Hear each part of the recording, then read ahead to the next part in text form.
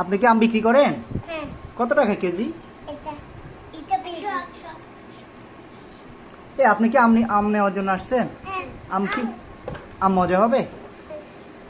আপনি অলরেডি নিয়ে নিছেন না? কত করে নিছেন? 100 টাকা কেজি?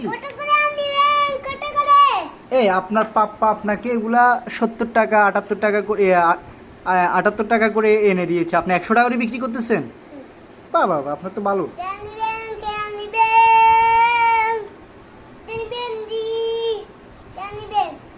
চেক দিয়ে নিচ্ছেন যে আম আম আম কেনার জন্য চেক নিয়ে আসছে, গাড়িতে তুলে দিচ্ছে। মাশাআল্লাহ মাশাআল্লাহ।